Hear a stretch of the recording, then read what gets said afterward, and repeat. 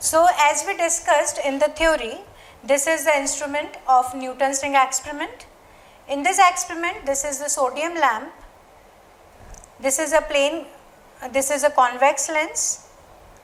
Here at the bottom of this region, there is a plain glass plate inside this black portion, and on this surface there is a plano-convex lens which is equipped here, and this is a plain glass plate which is inclined at 45-degree angle.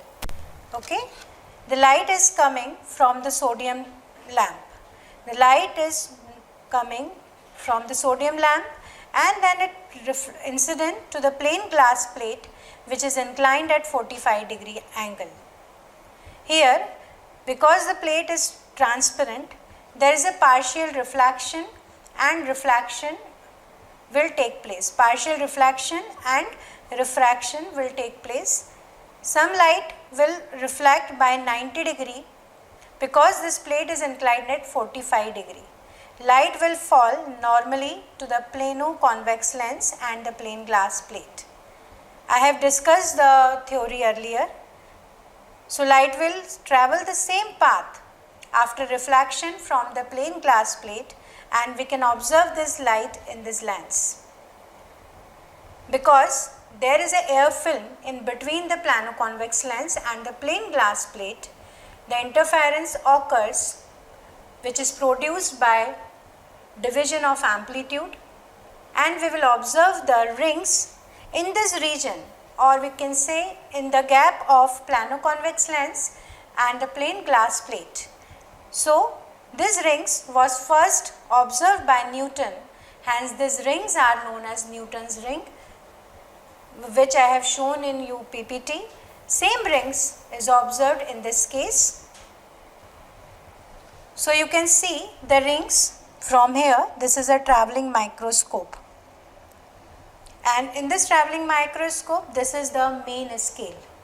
This travelling microscope has a main scale here, and this is a circular scale. So there is a cross wire in the center of the ring, which I have you shown here. So with the help of this cross wire, by moving the cross wire, we can find the values at the left hand side of the ring and at the right hand side of the ring to calculate the diameter of the rings. Okay, initially you can see in the rings which I have observed here, there is a cross wire at the center. Okay, you can see that there is a gap between the rings which are initial rings, and thereafter the rings are very close to each other. So we have to take the reading after the fifth ring. We cannot take the reading from the first ring because of this gap. So to calculate the uniform readings, we should use the fifth ring, and then after we will take the reading from 5th to 14 on left hand side and on right hand side. So left hand side reading and right hand side reading will give us the diameter of the ring. So by revolving this circular scale, we will move towards the left hand side of the ring and right hand side of the ring. When you will move this circular scale clockwise direction, we will move towards the left hand side of the ring, and when we move this in anti-clockwise direction, we will shift towards the right hand side of the ring. Okay, so first, before calculating any type of reading, you should know the least count of the experiment. So here this is the main scale and this is the circular scale. What is the formula for least count? Value of one division on the main scale to the total number of division on the circular scale. So here in this instrument, the value of main scale is 1 mm, and total number of divisions are 100 here. So 1 by 100 is equals to 0.01 mm.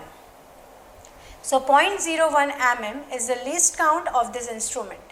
So always remember to calculate any type of reading, first you should know the least count of particular instrument. So here the least count is 0.01 mm. Okay, now we can start the readings.